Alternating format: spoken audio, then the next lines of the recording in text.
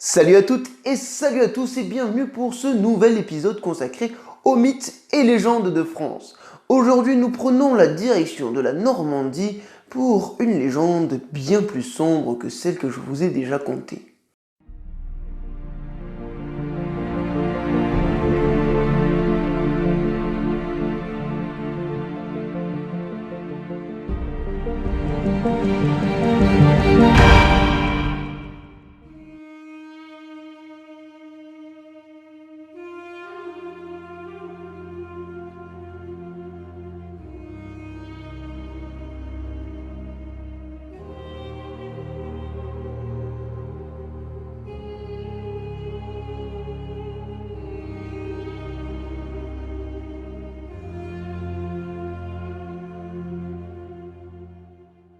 Notre histoire commence il y a fort longtemps au cœur de la Normandie, dans le petit village de Villedieu-les-Roches.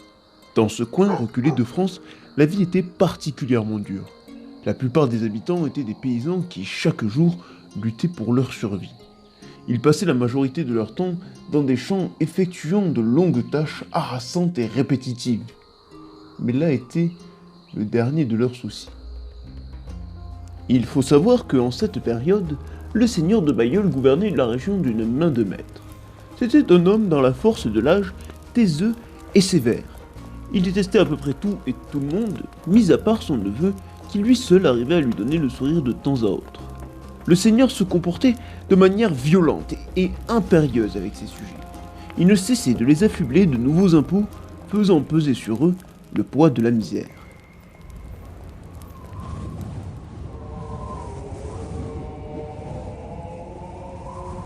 Mais le vrai drame pour les habitants de Villedieu survint un jour d'automne. Alors que les hommes rentraient à leur logis après une dure journée de labeur, dans le ciel apparut une forme immense, bien plus grosse que tous les oiseaux que l'on eût pu rencontrer. Et pourtant, ce n'était pas une illusion. La forme se rapprochait encore et encore, jusqu'à laisser apparaître un corps robuste et puissant, couvert d'écailles luisantes. Des ailes immenses permettaient de faire tenir en suspension dans les airs cet animal gros comme un troupeau de bœufs tout entier. Et enfin, au bout de 5 longs coups, se tenaient d'immenses gueules qui laissaient dégager une ardente fumée. Un dragon, une hydre, nul ne savait exactement, mais dans tous les cas, cela n'annonçait rien de bon. L'animal vint s'installer dans une grotte bien profonde de la région, et commença par la même occasion à terroriser les habitants. Chaque jour, un bœuf, un agneau ou même un homme disparaissait. La famine et la peur avaient gagné chaque foyer. Il était devenu absolument impossible de vivre dans ces conditions. C'est alors qu'un petit groupe se décida à rendre visite à l'animal et de le prier de les laisser tranquilles. Ils s'engagèrent ainsi au petit matin suivant à rejoindre la grotte. Et après quelques heures de marche, se tint face à eux une immense crevasse bien sombre. Impressionnés et quelque peu effrayés, ils s'approchèrent timidement. L'un d'eux osa alors. Monsieur le dragon, on doit vous parler. La réponse ne se fit pas attendre. Du plus profond de la terre, l'animal prononça les mots suivants. « Je vous écoute, très cher. » Le courageux reprit alors. Nous sommes là pour vous proposer un marché. Nous avons plus de quoi survivre et nos animaux et nos hommes, eux seuls peuvent nous nourrir. Depuis que vous avez élu domicile dans la région, vous savez, plus de gens sont morts de la faim plutôt que de vos crocs. Je l'entends, mais que voulez-vous que cela me fasse ? Eh bien, je ne saurais trop quoi vous répondre, monsieur. Mais enfin, au moins écoutez notre offre. Chaque jour, nous amènerons devant chez vous une citerne de lait. Ainsi, vous pourrez vous nourrir et nous garderons nos bêtes. Les habitants de la région venaient de marquer un point important. Ils ne le savaient pas encore jusque-là, mais le dragon avait une faiblesse toute particulière pour le lait. Celui-ci, pris alors par sa gourmandise, accepta volontiers l'offre. Ainsi, les villageois réussirent à partir sains et saufs. Mais surtout, ils venaient de réussir un exploit rare, traité avec un dragon.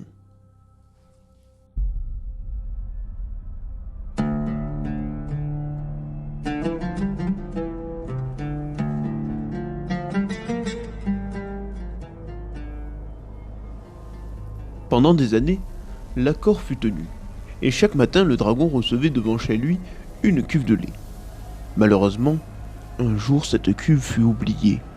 Le dragon fut pris d'une rage folle. Il sortit de la grotte pour regagner les airs, et les habitants comprirent immédiatement ce qu'il se passait. Après quelques secondes suspendu dans le ciel, l'animal lança son corps vengeur à toute vitesse sur une calèche qui traversait la contrée. Le choc fut terrible, et l'écrin de bois explosa. Une fois au sol, le dragon fouettait l'air de ses têtes, arrachant le corps de ses pauvres victimes. Le spectacle ne dura qu'un court instant de pure violence, et seulement quelques secondes plus tard, l'animal repartit. Il ne restait plus qu'un tableau, macabre et maculé de sang. La vengeance avait frappé.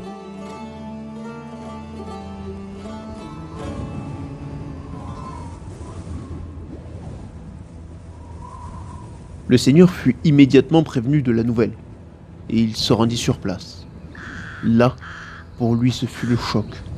Au sol gisait son seul bonheur, son seul espoir, son neveu, mort, le corps déchiré avec une violence inouïe. Pour la première fois, on perçut sur le visage de l'homme une larme, et sur le visage de ses vassaux, de la compassion. Cet événement changea radicalement la personnalité du seigneur. Il comprit le mal qu'il avait commis jusqu'ici. Il comprit que sa vie tout entière n'avait pas eu de sens, qu'il avait asservi une population pour en arriver aujourd'hui à ce point, se retrouver seul, absolument seul, et détesté de tous. Il prit alors la parole. Je suis désolé. Je comprends le mal que je vous ai fait, et je vous promets de me racheter. Dès demain, j'enfourcherai mon cheval, et j'irai vaincre cette immonde bête. Les habitants restèrent bouche bée. Seul un répondit. Seigneur, j'ai une petite idée. Demain, nous amènerons au dragon une cuve de lait, comme chaque jour. Mais dans celle-ci, on mettra une bonne dose d'eau de vie. Ainsi, vous aurez alors peut-être votre chance face à l'animal. Ainsi fut fait. Le lendemain, une cuve de lait bien spéciale attendait devant la grotte. L'orgueilleux animal, voyant cela et ne se doutant pas de la supercherie, se félicita de la leçon qu'il avait donnée aux hommes. Il avala alors tout d'un coup la traître mixture. C'est à ce moment-là que se présenta alors face à lui le seigneur de Bailleul, sur son fidèle destrier. Tous deux portaient une lourde cuirasse d'un blanc immaculé. Le soleil du matin faisait scintiller de mille feux l'homme et la bête. C'est ainsi que le combat s'engagea. Le fracas fut immense, et la région tout entière résonnait au rythme du combat acharné. Et cela jusqu'à que le silence de la mort ne redonne le calme.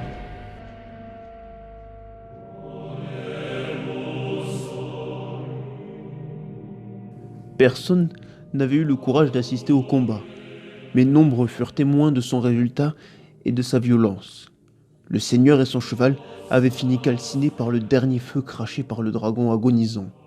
Celui-ci aurait réussi à atteindre la queue du pauvre destrier, seule partie de son corps qui n'avait pas été protégée. Ainsi, l'animal tout entier, ainsi que son maître, aurait pris feu telle une torche macabre, avant de s'effondrer au sol. Le dragon, lui, avait disparu. Certains le pensent mort, mais d'autres promettent qu'il reviendra un jour se venger des hommes. Ce jour-là fut le jour le plus heureux que les femmes et les hommes de la région puissent vivre. Les deux tyrans qui les asservissaient avaient disparu, laissant après eux un avenir radieux à bâtir. On construit tout de même en hommage à la rédemption du conte une église tout proche de la terrible caverne. Et aujourd'hui encore, on dit que dans la grotte de Villedieu se trouverait un fameux trésor laissé par le dragon qui terrifia la région il y a fort longtemps.